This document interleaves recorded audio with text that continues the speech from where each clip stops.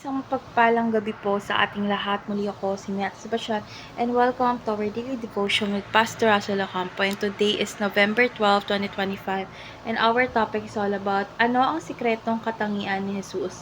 So our concept is all about the wrath of lamb. So the wrath of love is yung puot ng kordero ay tumutukoy po sa matuwid na galit ni Jesus. Ang korderong pinatay para sa ating mga kasalanan. So, ipinapakita nito na ang pag-ibig at katarungan ng Diyos ay hindi kailanman naglalaban. Ang parehong kordero na naghandog ng sarili niya para sa ating kaligtasan ay siya ring huhusga sa mga tumangging tumanggap ng kanyang awa. So, si Jesus ay mahinahon at mapagmahal, ngunit siya rin ay makapangyarihan at makatarungan. So, ang kanyang puot ay hindi kabaliktaran ng pag-ibig, kundi bahagi ng kanyang ganap na kabanalan. So, our Bible readings for today is all about Revelation chapter 6, verse 16, ASND version.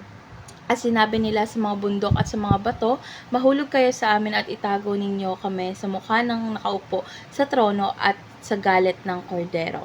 So, dito na tayo sa ating teaching. So, yung first teaching is Jesus is the most loving being in the whole universe. So, walang ibang mas maibiging nila lang kundi si Jesus lamang dahil ibinigay niya ang kanyang sarili upang mailigtas tayo sa kasalanan. So, ang kanyang pag-ibig ay sakripisyong walang kapalit at walang hanggan. Second, Jesus is the most terrifying being in the universe. So, si Jesus din ang magiging hukom sa huling araw. So, siya ay banal at matuwid at walang kasalanan ang makakatakas sa kanyang hatol.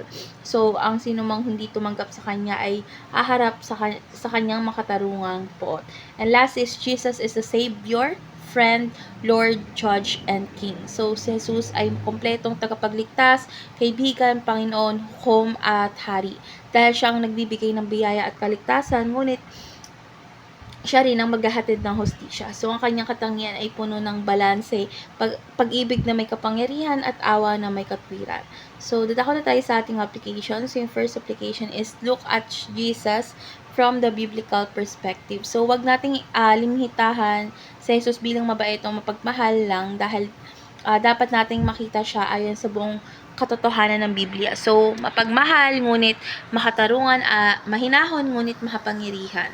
Second is give Jesus the outermost fear and respect. So, dapat nating ibigay ang pinakamataas na respeto at banal na takot sa Kanya. Dahil siyang hari ng mga hari na may kapangyarihang magligtas at humatol. So, ang tunay na takot sa Diyos ay nagbubunga ng pagsunod at kabanalan. So, and last is balance your view of Christ, love, and holiness. So, madalas, puro pag-ibig lang ang nakikita natin kay Jesus. Ngunit, dapat din natin kilalanin ang kanyang kabanalan at hustisya. So, kapag naunawaan natin ang balanse ng pag-ibig at kabanalan niya, is mas nagiging buo ang ating pagsamba at pananampalataya. So, dadako na tayo sa ating last part, which is our discussion, and our discussion talks about why is surrender the only proper response to the Lordship of Jesus.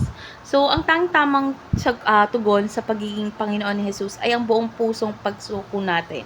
So, dahil siya yung hari ng lahat, karapat-dapat na ipailalim natin ang ating buhay sa kanyang kapangyarihan. So, kapag tunay tayong sumusuko, hindi ito kahinaan, kundi pagpapakita ng pagtitiwala sa kanyang pag-ibig at hustisya. So, sa pagsuko, doon natin mararanasan ang tunay na kapayapaan at kalayaan na galing sa kanya. So, natutunan ko sa devotion na ito ay na si Jesus ay hindi lang mapagmahal na tagapagligtas, kundi makatarungang hukom din. So, dapat natin siyang sambahin ng may takot at paggalang, hindi lang tuwing kailangan natin siya, kundi araw-araw ng ating buhay. So, dapat ipakita natin ito sa ating mga gawa na lubos na nagpapasakop sa Kanya bilang ating Panginoon at Hari. So, let's pray po, Lord God. Maraming salamat po dahil kayo ay mapagmahal na tagapagligtas at makatarungang hukom. Lord God, tulungan niyo po kaming laging magkaroon ng tamang pagtingin sa inyo, may takot, paggalang at buong pagtitiwala. Lord God, turuan niyo po kaming sumuko ng lubos sa inyong kalooban at mamuhay na nagbibigay ng karangalan sa inyo araw-araw. In Jesus' name we pray. Amen.